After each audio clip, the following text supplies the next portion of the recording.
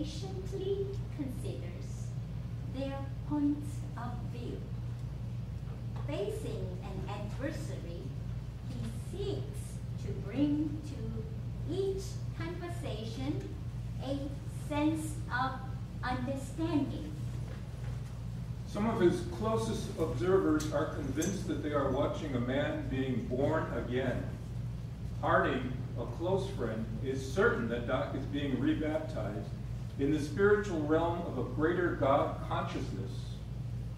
Doc's distress over the crippling effects of poverty, racism, and militarism has radically broadened his work and witness.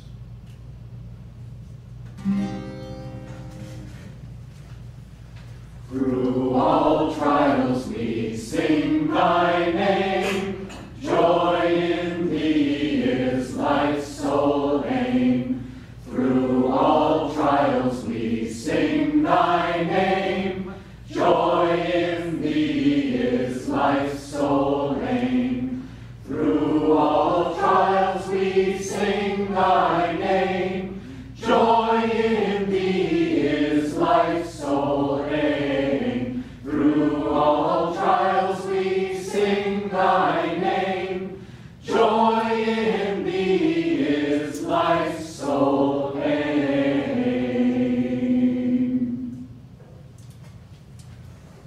Doc is calling for a rebirth of America itself.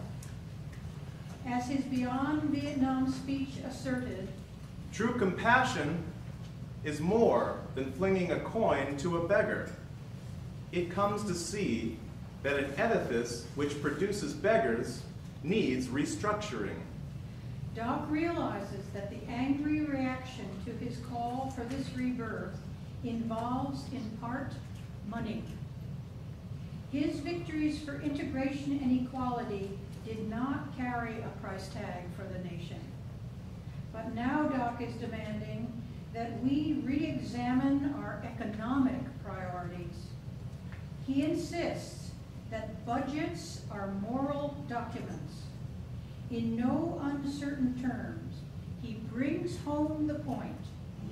Bombs being dropped in Vietnam are landing in the ghettos of America. Such statements threaten both white and black America. White America has told Doc, we have created a space for you. We have allowed you to be the leader of your people for your cause. You have received a Nobel Peace Prize, but that leadership and prize do not allow you to address issues outside your space. After a late-night flight to New York City, Doc is shown little respect by the reporters grilling him on NBC's Meet the Press. When given an opportunity to endorse the negative outlook of the day, Doc goes the other way. I refuse to give up. I refuse to despair in this moment. I refuse to allow myself to fall into the dark chambers of pessimism, because I think in any social revolution, the one thing that keeps it going is hope. And when hope dies, somehow the revolution degenerates into a kind of nihilistic philosophy which says you must engage in disruption for disruption's sake. I believe the forces of goodwill, white and black, can work together to bring about a resolution. We must arouse the conscience of this nation. More than ever, Doc is convinced that poverty is eating at the very soul of Black America. It is threatening to our very democracy and has become, he feels, a matter of national security.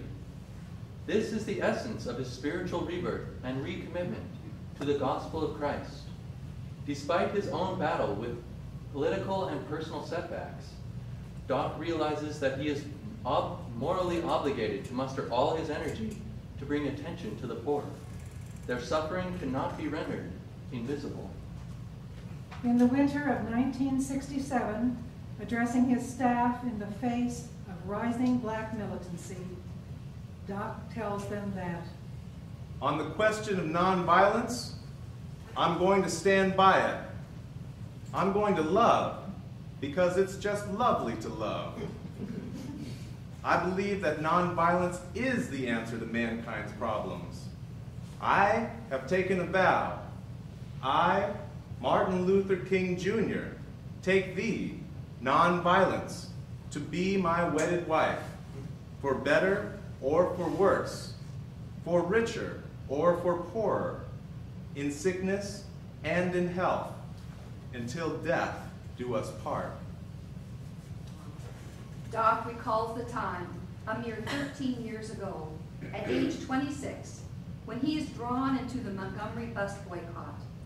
One night, a caller hissed a hate-filled death threat. He and Coretta had just had their first child, and he couldn't sleep. He did the only thing he knew.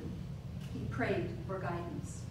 It was then, as he tells it, the Holy Spirit spoke to his soul and said, "Martin Luther, stand up for righteousness, stand up for justice, and stand up for truth.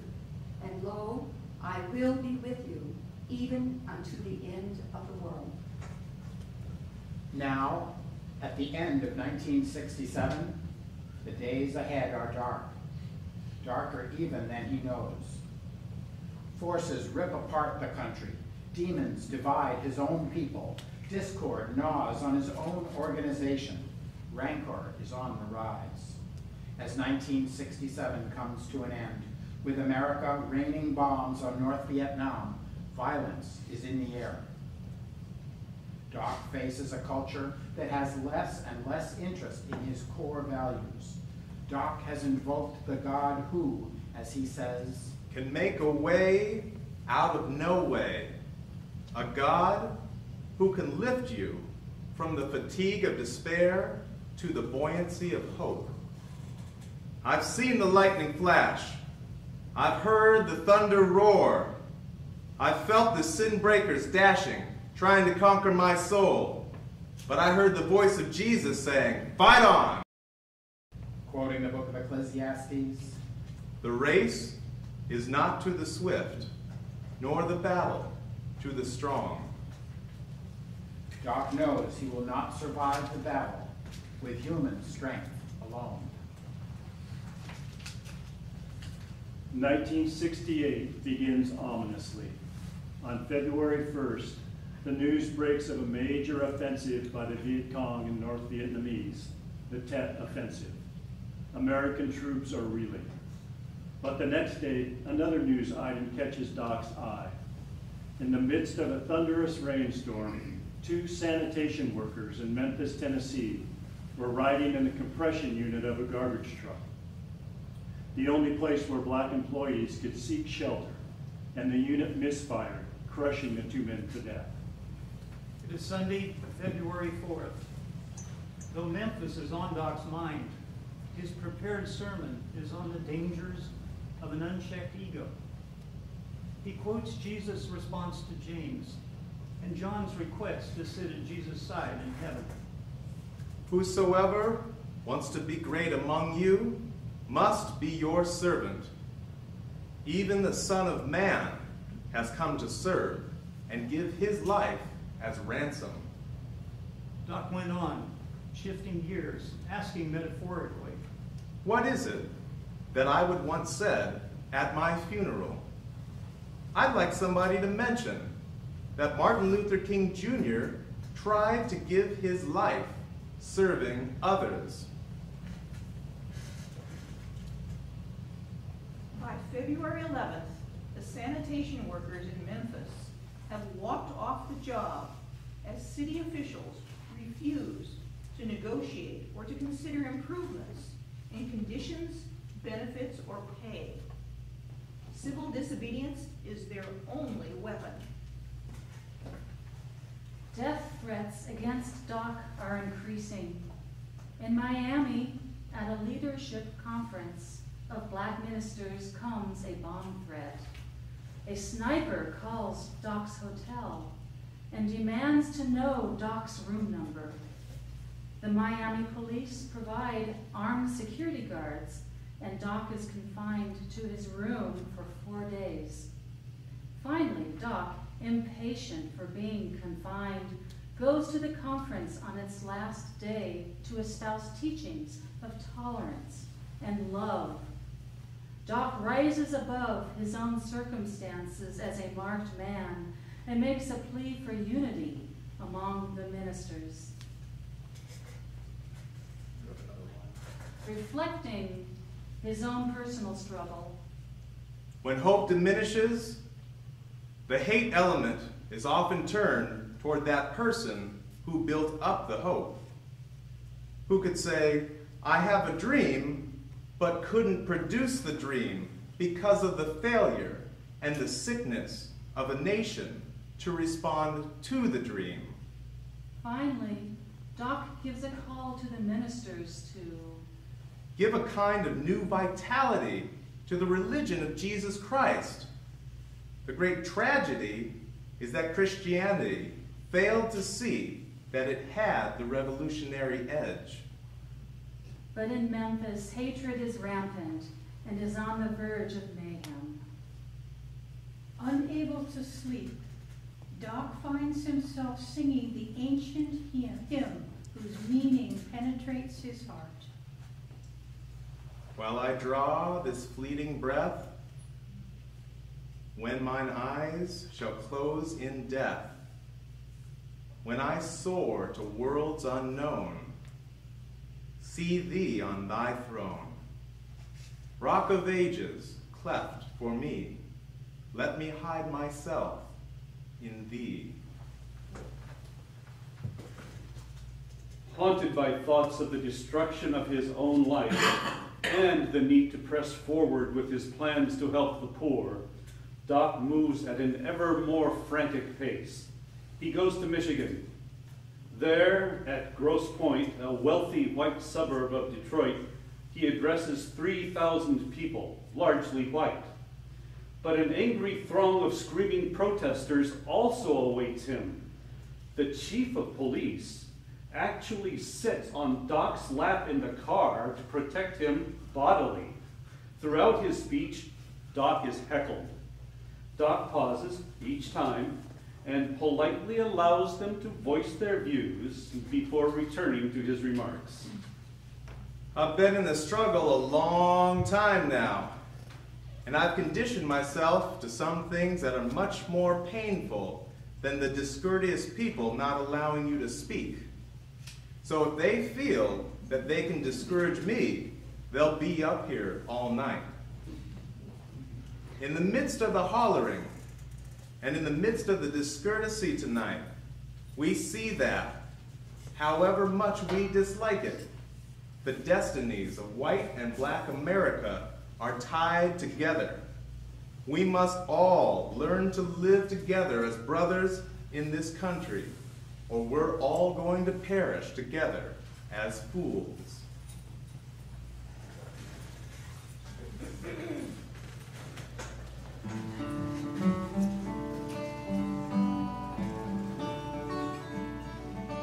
I've lived in many countries and mixed with many men.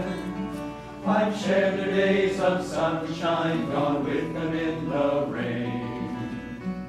The fires and evenings said we were brothers. The fires and evenings said we were brothers. A soldier I saw weeping beside a dying friend. My officers had said I must hate him till the end. But seeing his grief I knew we were brothers. But seeing his grief I knew we were brothers. And sat on a doorstep to see the children play. The gentle way he smiled there would charm your fears away. A stranger he, but love made us brothers. A stranger he, but love made us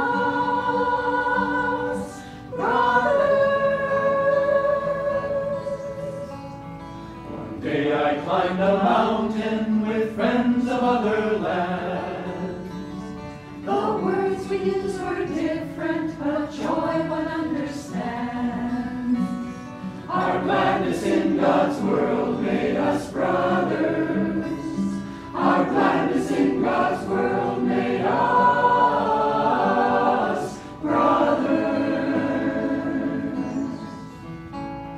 Though words and customs vary like waves upon the sea, one life beneath the surface binds everyone to me. Who knows the truth knows all men as brothers. Who knows the truth knows all men as brothers. Then brothers, why endeavor to set ourselves apart? The fences we've been building squeeze tight upon our hearts. Come sing the truth that all men are brothers. Come sing the truth that all men are brothers.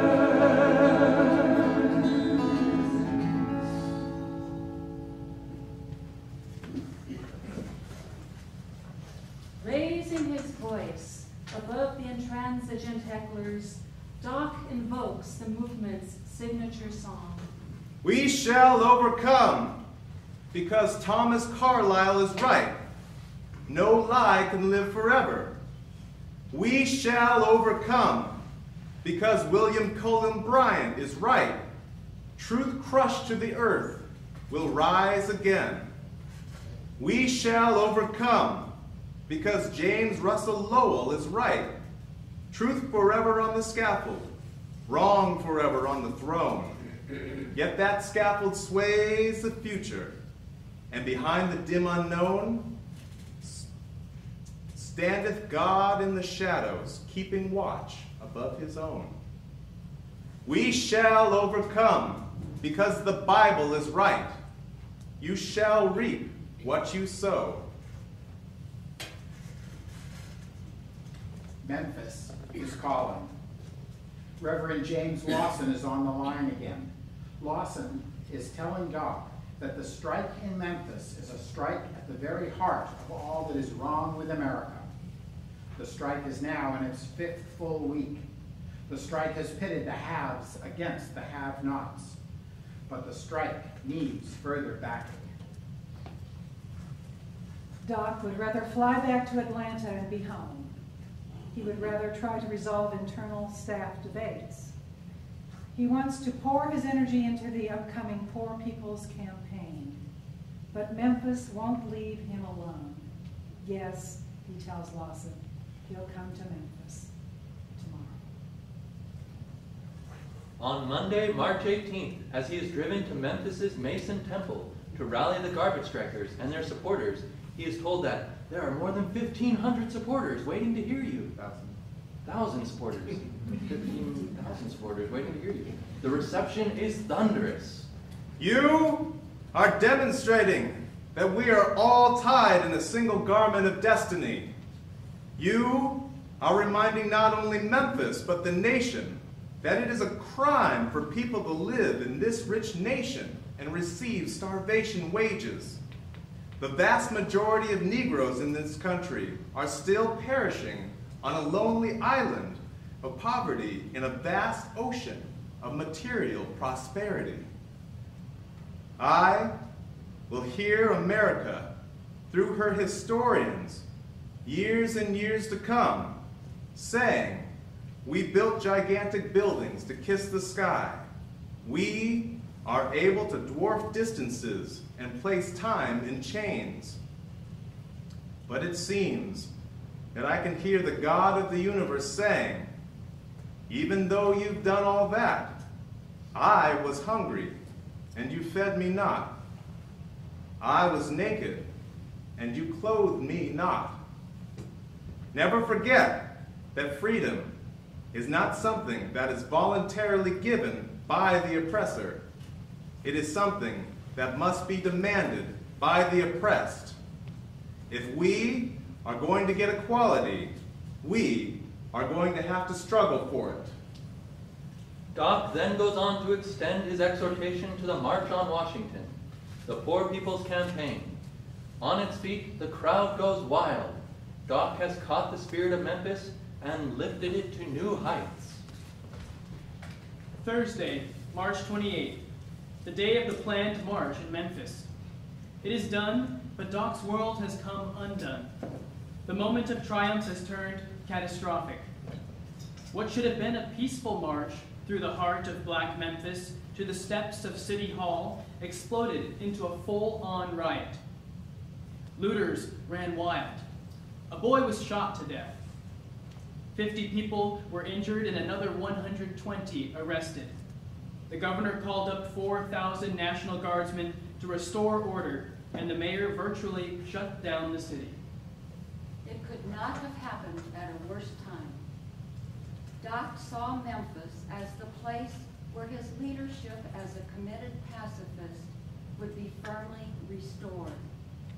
The New York Times calls the incident a powerful embarrassment to Dr. King. Yet Doc rallies. His staff wants him to forget Memphis and not to return there. Doc will not move on.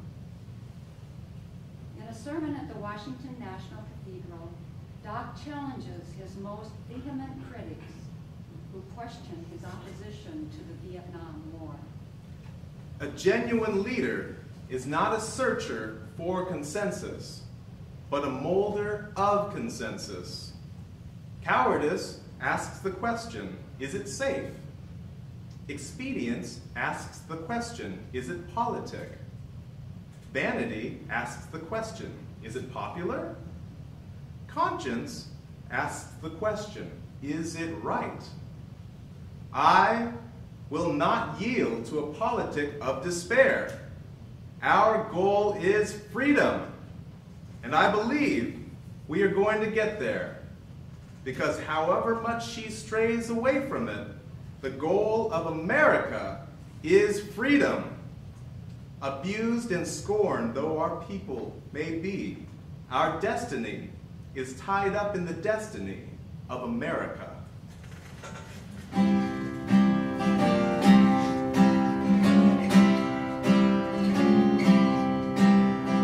Some men call it progress, down with those who down. To join the causes others join and shout when others shout. Come, you're a man, no passive stone. Stand up and call your soul your own. Go on alone, go on alone. Banish weakness, go on alone. Go on alone, go on alone. Don't look back, just go on alone.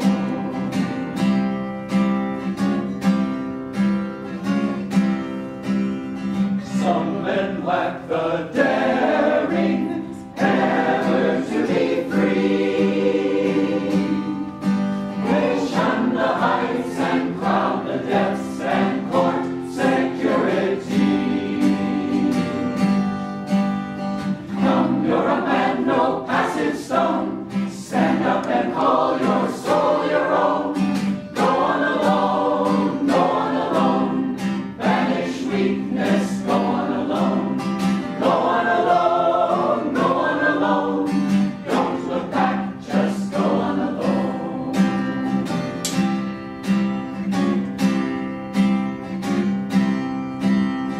Cowards see but pride in singularity. Oh, never mind if men are wrong, so long as they agree. Come, you're a man, no passive stone. Stand up and call your soul your own. Go on alone, go on alone. Banish weakness, go on alone. Go on alone, go on alone. Don't look back, just go on alone.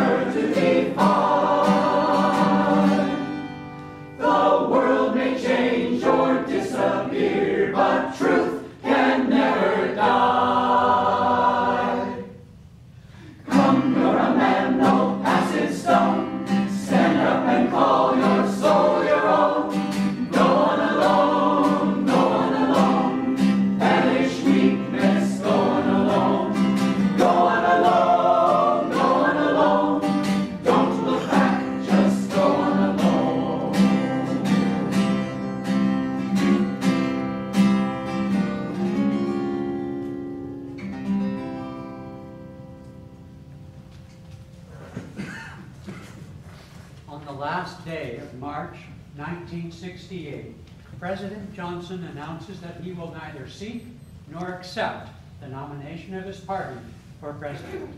No longer is the war an issue, nor the opposition of a sitting president. The future for Doc is in only one place and one place only, Memphis.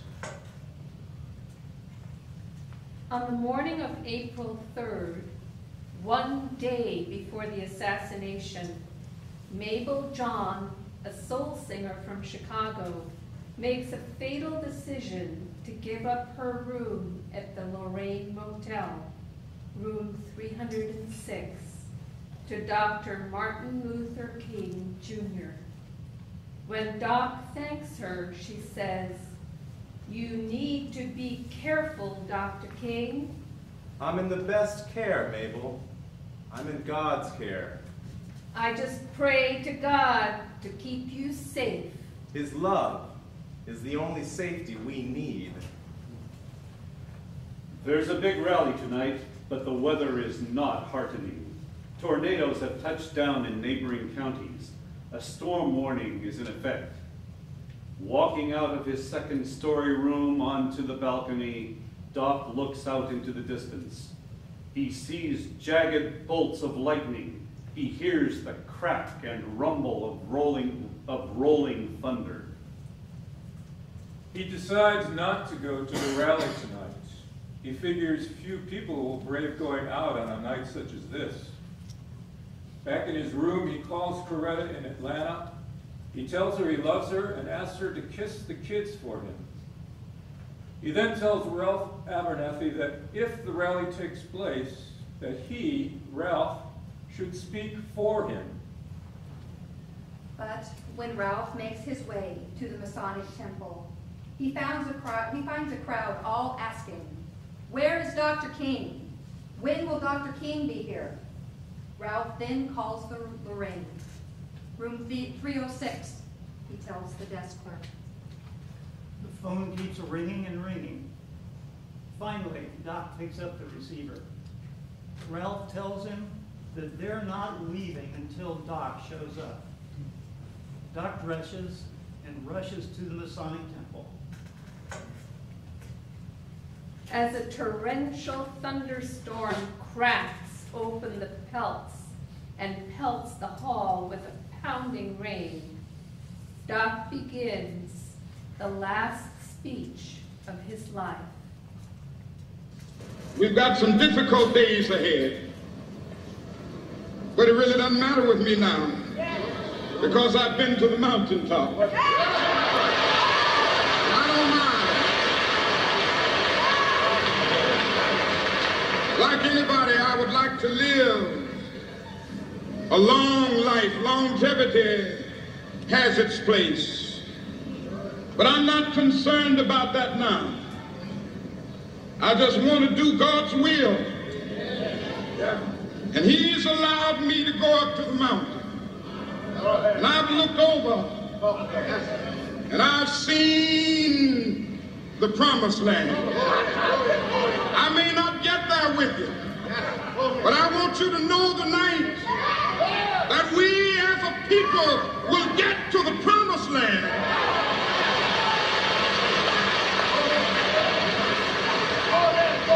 So I'm happy tonight. I'm not worried about anything. I'm not fearing any man. Mine eyes have seen the glory of the coming of the Lord.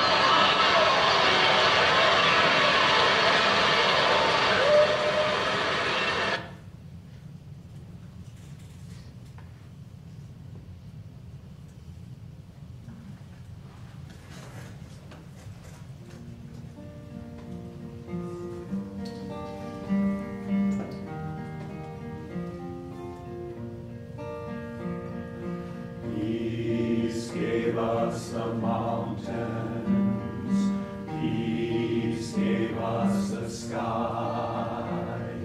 Nightly when starlight enfolds us, peace is its lullaby.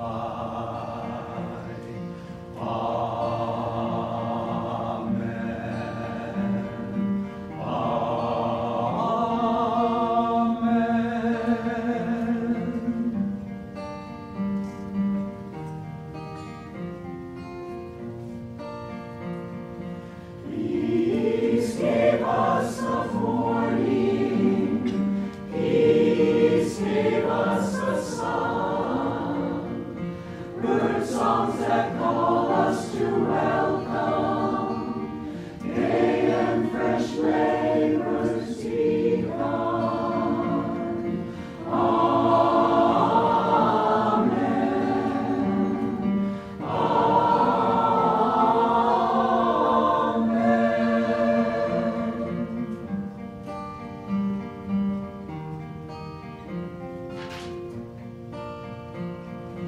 Peace gave us the seasons.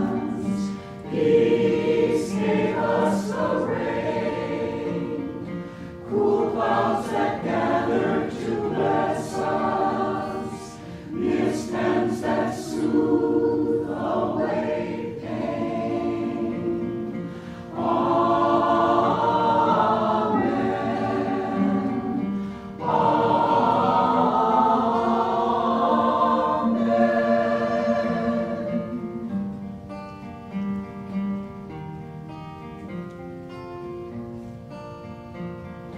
Peace gave us our heart's love. Peace gave us our smiles. Rays of God's presence within us. Light that all strife reconciles. Amen.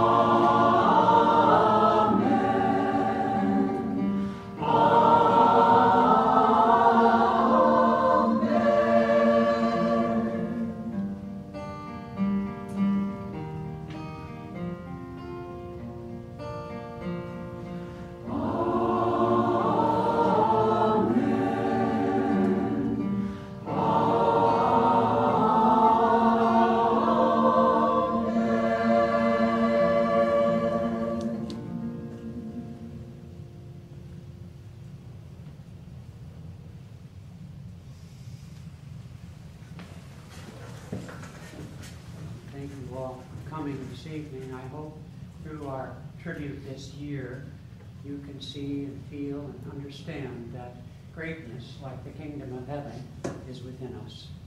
And though we may not act on the stage of history and life in our own personal lives, the greatness that we see in a great soul like Martin Luther King is something we can find the strength from within, with a higher power, by connecting to God in whatever form we ascribe to that higher power. I want to call your attention to our program, which gives to you some other additional background about why especially these 13 years of tributes have been so meaningful to Ananda, and to the fact that the music that we use in these tributes was composed by the founder of Ananda, a direct disciple of Paramahansa Yogananda, whose name is Swami Kriyananda. Tomorrow night, at the same time, 7 p.m., Padma and I will be here to talk about that greatness. Yogananda says seclusion is the price of greatness. That has many interpretations, but for those of us like ourselves, to whom meditation is the core value, if you will, the core practice by which we seek that greatness within us, then we will describe tomorrow night how you might take those steps, because the week after that, Susan McGinnis, who is here, will start a 14-week program in meditation and the philosophy of Ahimsa and Vedanta, which inspired Martin Luther King, who considered himself a disciple of Mahatma Gandhi. And so please thank you, and I want to also thank the Ananda singers who have come every year to share this beautiful music, which is so fitting. So thank you.